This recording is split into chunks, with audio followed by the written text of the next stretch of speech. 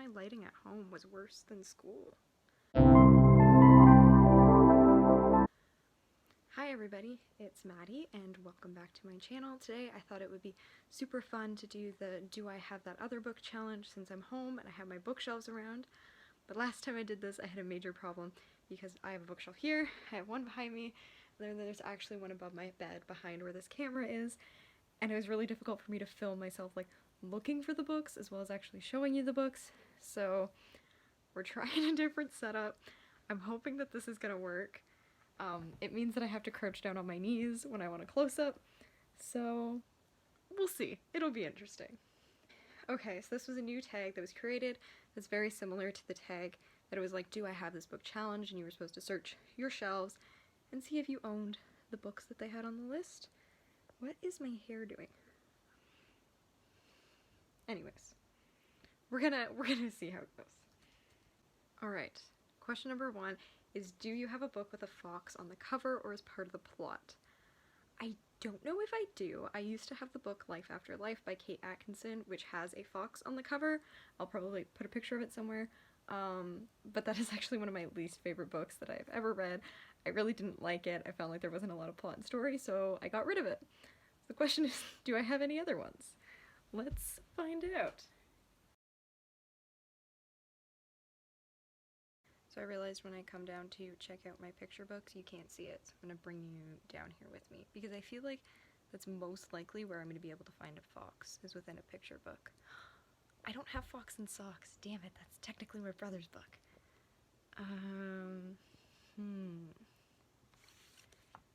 Let's see.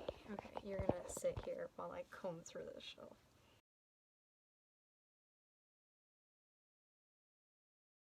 I know I had a version of The Gingerbread Man where he like almost gets eaten by a fox, and I'm trying to see if I can find it. The problem is I don't remember what it looked like. We're gonna find it. I'm way too determined already. I found it. Okay, so I have this very old copy of The Gingerbread Man, and part of the plot of The Gingerbread Man is he tries to have a fox help him across the river, and I think the fox ends up, yeah, the fox eats him. So there's that. I didn't think I was gonna have one. But picture books came in a pinch. Alright, number 2. Do you have a book that was published the year you were born or within a 3-year radius? I was born in the year 2000, so that's what we're going to be working with here.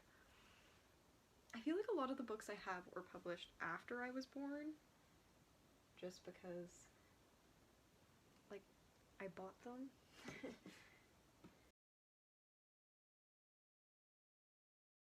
Okay, we found 2002. I'm gonna do a little bit more searching, see if I can find one that's 2000 exactly.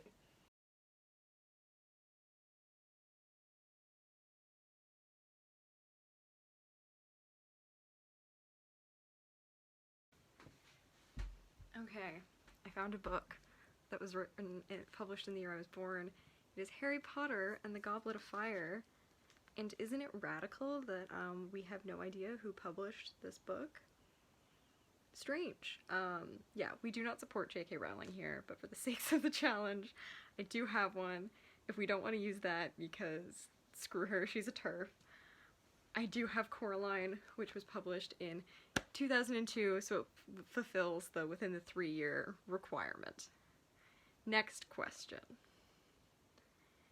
Do you have a book with music as a weapon or magic? Huh. That is a very good question. I like these questions. They're very niche.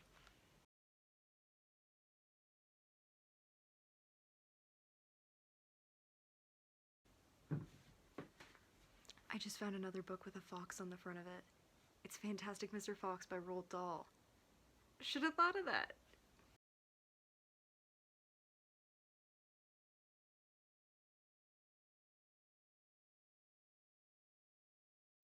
Okay, I'm very bored with my answers. Like, I feel like I should have a much more interesting one to this.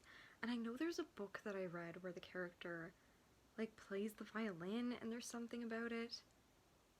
Oh, I don't have it. I'm thinking of Neverwhere by Neil Gaiman, because there's a particular character that when he plays, people just like chuck money at him. It's supposed to be a good spell, but it ends up being a curse. I think I did get rid of my copy of that though. I think I gave it away to someone. So I don't have that, so I'm gonna be boring as hell, and I found this when I was looking for the Gingerbread Man story. So Snow White, friends, she sings, birds come and do her bidding. It's really boring, it's a stretch. I'm really hoping I'm gonna have better answers. Alright, next. Do you have a series with mismatch covers? Yes and no. Okay, so the first series I was thinking of for this one is I have the Alice Oseman's books, which are technically not a series, but they do exist within the same universe, but they are all standalones. So I have Solitaire, I Was Born for This, Loveless, Nick and Charlie, but the copy of Radio Silence that I have is the US cover, it is not the UK cover, so I've actually ordered a new copy because it really annoys me that it doesn't match the rest of them. Besides that, the other series that I have that the covers don't match is the Neil Flambe series. These are actually two different editions, and then these are a newer edition. It also really annoys me that this one's shorter when these are both like, well, I guess this one's a paperback and these are hardcovers. So they've changed the way that they've stylized the cover of the series multiple times, and I think, yeah, so the way that Neil is stylized on the cover here is quite different from the way that he's stylized on the cover of the first book in the series that I have. He looks a lot older here and a lot younger on the new one. Don't mind my camera just banging around everywhere while I'm trying to put books back on the shelf. But yeah, so I have 4 books in those series. I have 2, 4, 5, and 6, so I don't have the matching ones within the series. It's also frustrating that these are hardcovers, this isn't, but these are also 3 different editions of releases of it. So that is definitely a series I have that does not match. Okay, next question, number 5. Do you have a book with a shapeshifter? And I'm determined to come up with a much more interesting answer to this than some of the other ones. Oh, I have one. I haven't gotten rid of it yet, so it still counts. Black Leopard, Red Wolf by Marlon James. I'm actually going to get rid of this book, so I don't know if this is cheating. Maybe I should see if I have another one, but there is a character in this who is the leopard, and he can shift between being a man and being a cat. And part of what he does when he's a cat is part of the reason that I stopped reading this book, and I didn't actually finish it. So there's that. Let me see if I have any other ones.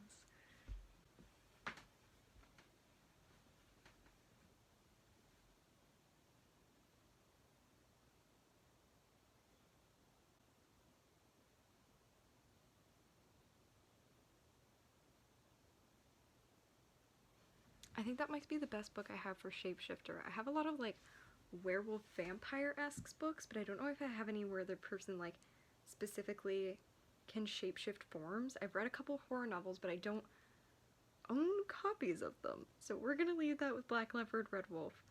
Good thing I didn't kick that book out before I did this. I really want to pick books that are more interesting. Oh, number 6. Do you have a book signed by the author? Yes. I have several. I love getting my books signed. Let's just go through a few. I'm just gonna pick a couple. Okay, we have Cinder, which is signed by Marissa Mayer. It says Once Upon a Future. I also have Scarlet signed by her. My most recent signed edition, Nick and Charlie by Alice Oseman. I bought a signed copy. It's a little sadder, like when you don't get to meet the author, but still cool. Alright, I have a collection of Eric Walters books that are signed, and he's actually one of my favorite authors in the way that he signs his books, because he makes it like a sentence with the title. So this is Sketches, and it says fill in the sketches. This one's Stars, says reach for the stars. The copy of Run I have, is this one signed? Yep, Keep Running, he like adds it onto the title. I think, are these all signed? Okay, Shaken is not signed. And then this one is United We Stand, and it says United We Stand, Divided We Fall. So that's just some of the books I have. I have a ton more books signed, but I'm not going to do a 25-minute video on all of those. So yes, I have many a book signed by the author. I love going to writers' festivals and meeting authors, and I always panic when I meet them because I don't know what to say. Alright, next question. Do you have a book with a mostly red cover? I just showed you Shaken, so I'm going to pick a different one.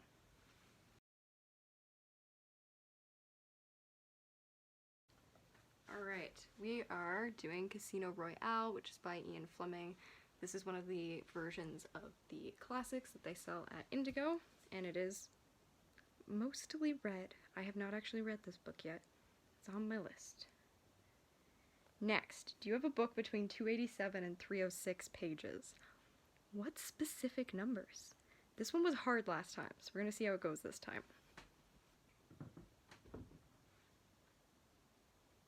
That was surprisingly easier than I was expecting. I am destroying my knees by making myself constantly sit like this. Okay, I put a sweater underneath, that should help. I always find these page limit ones kind of hard, but once you pick up a couple books, I find it's like easier to visualize like what size book I'm looking for. The first one I picked up was like 400 pages, and I was like, there's no way this is right. So the book that I picked is More Happy Than Not by Adam Silvera. It's 300 pages long. This is in one of my top books of all times, 6 stars, however many stars I could possibly give it. I love this book so much. The plot twist ruined me. I cried a lot, and I actually have, you can't see them, but on one of my walls in my room, I have a bunch of sticky notes with quotes from this book. Put up a round picture of the Up House. I know they don't fit together, but this book is phenomenal. I would definitely recommend. It is kind of like a cross between Eternal Sunshine of the Spotless Mind and I don't even know what else I would say. I'm just gonna read the description on the back. I don't really spend a lot of time on these when I do like, do I own those books? But I feel like I need you to read this book, so I'm gonna tell you more about it. 16-year-old Aaron Soto is struggling to find happiness after a family tragedy leaves him reeling. He's slowly remembering what happiness might feel like this summer with the support of his girlfriend Genevieve, but it's his new best friend Thomas who really gets Aaron to open up about the past and confront his future. As Thomas gets closer, Aaron discovers things about himself that threaten to shatter his newfound contentment. A revolutionary, memory-altering procedure courtesy of the Liteo Institute, realized I never said that out loud before, might be the way to straighten himself out. But what if it means forgetting who he truly is?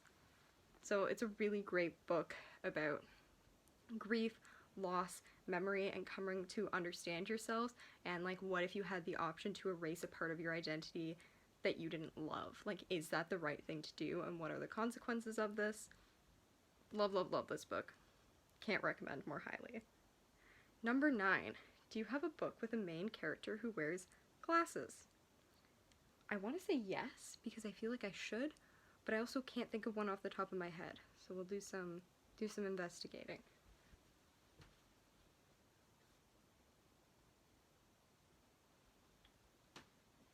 That was weirdly harder than I thought it was going to be. I do have a book that has a character with glasses on the side, but it's been so long since I remember it. I've read it, I can't tell you if that's the main character. So I'm gonna go with the book that I know, which is Solitaire. The main character in this book, Tori, does not wear glasses, but I would argue the other main character in this book is Michael Holden, who does wear glasses. This is Alice Oseman's first book. We love Alice Oseman. I talk about her non-stop. I'll just read the little blurb on the back if you want to know a little bit more about it. My name is Tori. I like to sleep and I like to blog. Last year I had friends. Things were different, I guess, but that's all over now. Now there's Solitaire and Michael Holden.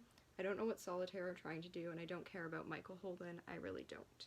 The reason I remember Michael Holden has glasses is because of Alice Oseman's art that I've seen of the two of them, and it is super wholesome. We would definitely recommend. Go out, read her things. I won't stop talking about it until you do.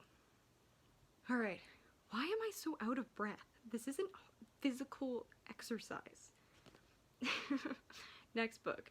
Do you have a book that has the same number of letters in the title as your first name? My first name is Madeline, so that is 7. So now, time to count. I found one. Hangman by Jack Heath. This book is very Dexter-esque, I guess. So it stars an FBI consultant with a peculiar taste for crime and punishment. So I believe Yes, he's a knack for solving impossible cases, but whose expertise comes at a price. Every time he saves a life, he takes one, trying to satisfy an urge he fears he can only control for so long. So it's very much, it says for fans of like Dexter and Hannibal. Obviously, it kind of has that kind of like dark push and pull between like doing something good, but you're also like doing something bad underneath that, and like do those things balance each other out. It's kind of like a thriller mystery novel, and I really liked it, so I would definitely recommend. But 7 letters, Madeline also has 7 letters. So there we go. Do you have a book with cybercrime or technology as a plot point? Yes, I have many. I'm trying to think of which ones I used on my last video so I don't repeat them. Okay, so I definitely used 1984 in my last video, but I don't think I used this one, so I'm going to use this. And this is RUR by Karel Capek. I'm probably not pronouncing that right. I believe it's Czech. And this is a play about basically like a company that makes robots. Actually, this play is the very first use of the word robots, and it was kind of looking at like those ideas of humanity that come with cyborgs or creating other beings that are similar to humans. Very interesting. Does have some very outdated gender ideals. The women in this thing just go along with whatever the men do and don't ask questions. But really fascinating when it comes to the idea of robots, and also super cool that this is where the word comes from. So that is that. 12. Do you have a book written in another language and then translated to English? Yes. I think it's above my bed, so I'm gonna have to climb up behind where my camera is. If it falls over, I'm sorry. Also, I just realized I point at the camera a lot, which is really aggressive. I should not do that. The book that I have is Anxious People, which I just finished recently by Fredrik Backman, who is a Swedish author. So it's written in Swedish first and then translated into English, and it follows a bank robbery that goes very wrong and the hostages who get wrapped up in it. Very good book. Would definitely recommend checking it out. Or any of his books. I don't know if his writing is as beautiful in, well, okay, that sounds weird. His writing is beautiful in English, so I'm imagining it's just as beautiful in Swedish. Either way, props to the translators. Good job. You crushing it. Next, do I have a book by an Asian author? I just finished one by an Asian author, so this makes this very easy to me. Oh, this is my brother's husband, that for some reason every time I talk about it I keep calling it my boyfriend's husband. And it is by Gengoro Tagami. I'm just gonna like hold that up so you can see it because I probably just butchered that. Who is a Japanese author, I believe. This book takes place in Japan, and it follows the main characters Yachi and Mike. So Mike was married to Yachi's twin brother in Canada, and after his husband passed away, he decides to travel to Japan to actually meet his husband's family. And it has these great themes about family and found family and coming out and what that means, and also some really interesting conversations and social dialogue about the way that homosexuality is discussed and talked about within Japanese culture. Is a really sweet book. It made me super sad, but like in a good way, because it's very like the soft sad, if you know what I mean. I have a lot of sticky notes in it for quotes that I really loved. Would recommend. Very, very good book. It is a manga, so that's just one thing that you might have to get used to if you haven't read them before. Alright, next is, do you have an illustrated children's book? I have a whole shelf of them. Just to pick out one, this is Knuckle Bunny 2 by Mo Williams, which is the sequel to the Knuckle Bunny book. I had the same teacher for kindergarten and first grade. He read us a lot of the Pigeon books by Mo Williams, so Mo Williams has a very, very special place in my heart. I would definitely recommend any of the books by him. I really love picture books. I think they get a bit of a bad rap. I think people see them as childish, but they can actually be very adult. I actually wrote an essay last year on the book Marlon Bundo. I think it's a day in the life of Marlon Bundo, which was put together by people who are part of John Oliver's team, basically to stick it to Pence, who's putting out a book about his rabbit who's named Marlon Bundo. And it is a really great story about the power of voting and democracy and acceptance and loving whoever you love. And I don't own it, but I want to buy it because it's sweet and wholesome. I appreciate it, and it's also on the list of one of the most banned books because it has gay bunnies in it, and the fact that libraries ban this content just boggles my mind and makes my heart hurt a little bit. But anyways, moving on to nicer topics. Do I have a collection of fairy tales or myths? I do, but I don't know if they're in my room. I ran out of space on my bookshelves, so a lot of my books got moved into my brother's room. So I'm just gonna sneak over there and see if he has it. Okay, so I don't see them, so I think my mom has packed them away. So I'm gonna say a no to that one. I have collections of like bedtime stories, but they're not specifically myths or fairy tales. So likely somewhere in my house I have it, just not on my actual shelves. Okay, 17. How many of these are there? 20. Do you have a sci-fi fantasy book with an alliance between the races? One of my favorites. Saga. She's thick. We love her. But this book has there are two different races. One race has horns and the other one has wings, and the book follows Marcus and Elena, who are I guess, interracial couple, because he has wings and she has horns, and they end up having a baby together, and it is super wholesome. But basically, Marcus, the people with the horns are from the moon of the planet that the people with the wings are from, and they've been at war with each other for a really long time. The art is beautiful, the story is lovely. Read it. It is gorgeous.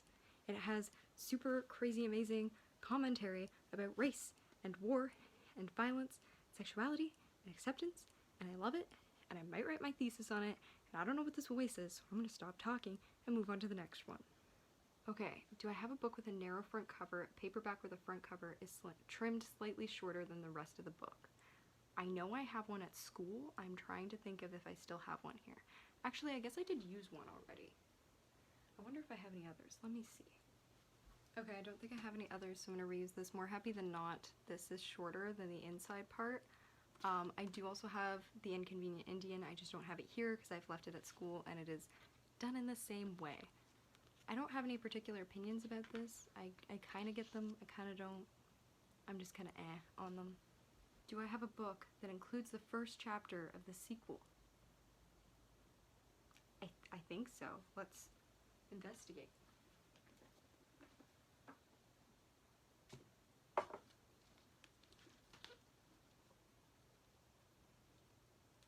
I'm gonna say no. It turns out a lot of the books that I have are hard copies, so I think they were written like before the sequel was even like published or existed, so they couldn't include it. I do have books by authors that include chapters that relate to their like next book, so it's not specifically in a series, but it is something else by the author. But we're gonna say no for that one. Last question. Do you have a book with a broken spine? Yes. It might be behind me again, so I might have to climb and make the entire camera shake. Okay, so this one is The Night Shift by Stephen King. The spine has been broken. I personally like to keep my books in mint condition. I know it's a bit of a controversial opinion, so I really try to not crack the spines, but a lot of my Stephen King books, or like kind of trade paperbacks like this that I own, I buy from book sales, so a lot of the times the spine's already broken when I get them. Okay, so those are some of the books that I own.